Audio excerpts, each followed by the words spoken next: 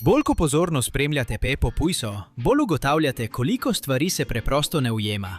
In v tem videu bomo govorili o vsem, kar se v Pepi Pujsi ne ujema. Začnimo z vprašanjem, ki je v zadnjem času zmotilo veliko oboževalcev. Glas pripovedovalca se je v tej novi sezoni spremenil. Danes je poseben dan.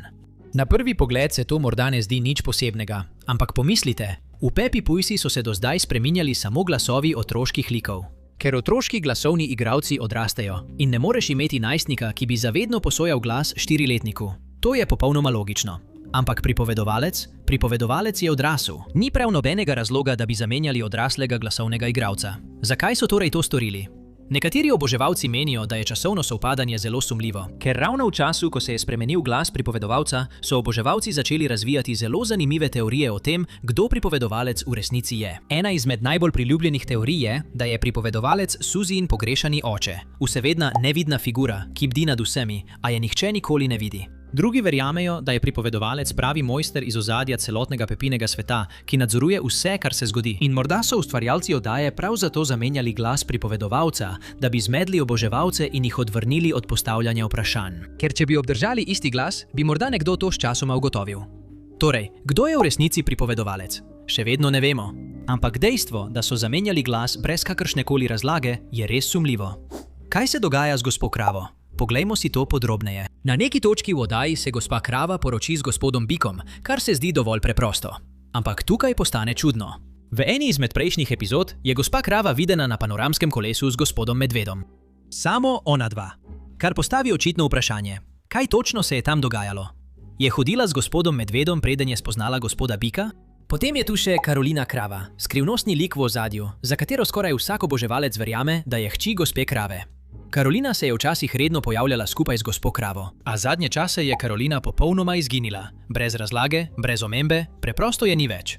Torej, tukaj je celotna slika. Gospa Krava ima skrivnostno preteklost z gospodom Medvedom. Poroči se z gospodom Bikom, njena domnevna hči pa je izginila brez sledu. Za stranski lik ima gospa Krava ogromno neodgovorjenih vprašanj o njej. Ta vas bo morda spravila v pamet, ko jo enkrat opazite.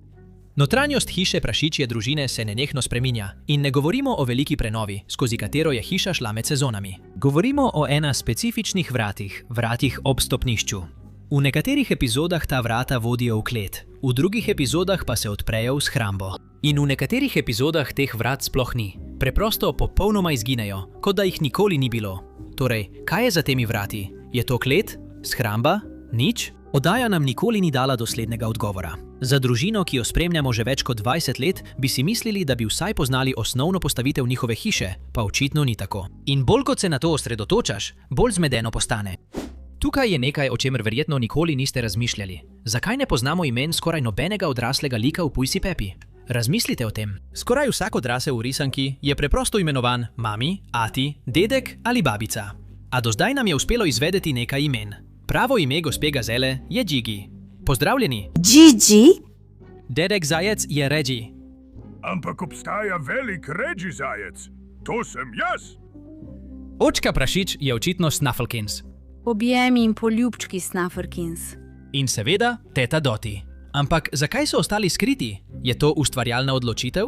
Ali nam oddaja namerno nekaj prikriva? Tukaj je vprašanje, ki se sliši preprosto, a postane bolj zmedeno, čim več razmišljaš o njem. Zakaj se Pepa nikoli ne stara? Oddaja je imela vsaj 6 božičnih epizod in več praznovanj rojstnih dni. Glede na vse, kar nam je serija pokazala, bi moralo od prve sezone miniti vsaj 6 let. A Pepa je še vedno stara 4 leta. Vedno je bila stara 4 leta. Ampak tukaj postane zanimivo. Potem, ko se je rodila dojenčica Evi, je oddaja prikazala celotno nosečnost mame Pujsa skozi več epizod, kar pomeni, da je na zaslonu minilo 9 pravih mesecev. Poleg tega pa začenjamo opažati majhne namige, da se čas morda končno premika naprej. Juri zdaj govori v celih stavkih. Sledold! Pepka je opazno bolj zrela kot v prejšnjih sezonah. To so znaki pravega napredka. A potem se zgodi nekaj, kar popolnoma nasprotuje vsemu temu. Dojenček Aleksander, ki se je rodil veliko pred Evi, je nekako videti popolnoma enako star kot ona. Če bi čas resnično tekel naprej, bi moral biti Aleksander starejši, pa ni. Ali čas v Pepkinem svetu sploh teče ali ne? Risanka nam hkrati pošilja dva popolnoma nasprotna signala in iskreno nimamo pojma, kateremu naj verjamemo. Vsi vedo, da je gospod Lišjak tat. Poskušal je ukrasti dedku prašičku piščance, vzel predmete z dobrodelnega dogodka za otroke in prodajal pokvarjene igrače s praznimi baterijami. Dokazi so prepričljivi, pa vendar nihče ni storil ničesar glede tega. Policija ga ni aretirala, drugi liki se z njim niso soočili. On se kar sprehaja po Pepinem mestu z velikim nasmehom, krade vsem in mu vsakič uspe pobegniti brez posledic. Torej, vprašanje je, zakaj? Ali nekako uspe, da ne pusti dokazov? Ali ljudje pozabijo, kaj je storil? Ali so vsi v Pepinem mestu preprosto preveč vljudni, da bi kaj rekli? Iskreno, ne vemo. Tukaj je skrivnost v zvezi s teto Doti, na katero večina ljudi ni pomislila. Vemo, da je sestra mame Pujsa, vendar je pred 8. sezono nihče ni nikoli omenil, niti enkrat. V hiši, kjer je odrasla mama Pujsa, ni nobene njene fotografije. Pepini stari starši nikoli niso omenili, da imata 2 hčerki.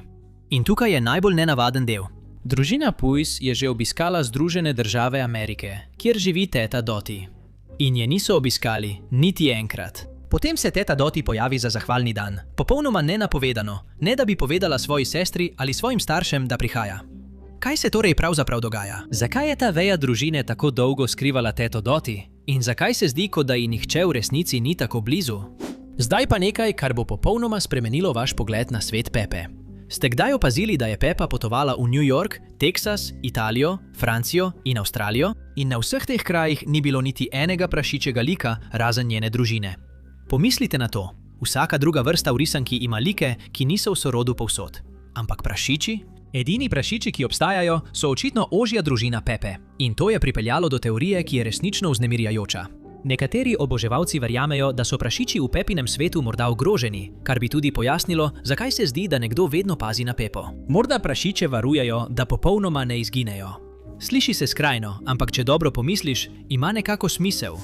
Zdaj pa se pogovorimo o kip svobode. V našem svetu je kip svobode človeška figura. Ampak v Pepinem svetu, kjer so živali prevladujoča vrsta, zakaj sploh obstaja človeški kip? Najbolj priljubljena teorija je, da so ljudje nekoč vladali temu svetu, vendar so na neki točki izumrli. Živali so se nato razvile in prevzele oblast. Kip svobode pa je ostal kot opomnik na svet, ki je nekoč obstajal.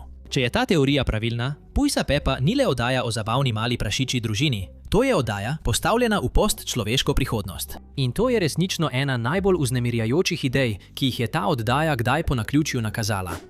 In za zadnjo teorijo se vrnimo v dom prašičje družine. Vsi poznamo glavni vhod v hišo prašičje družine. Nahaja se na levi strani in videli smo ga stotinekrat v vseh sezonah.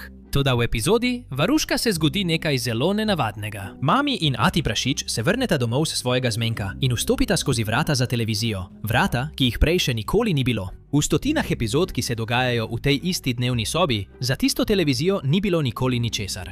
Nobenih vrat, nobene odprtine v steni, nič. Samo stena. In potem se nenadoma, od nikoder, pojavi popolnoma funkcionalna vrata in 2 odrasli prašički mirno stopita skoznje, kot da je to popolnoma normalno. Oddaja tega nikoli ne pojasni, noben lik se na to ne odzove in vrata se po tej epizodi nikoli več ne pojavijo. Torej, odkot so se vzela? In še pomembneje, kam so izginila? Torej, to so bila nekatera največja neodgovorjena vprašanja v Pujsi Pepi. In iskreno, oddaja se predvaja že več kot 20 let in nam še vedno ni dala odgovorov.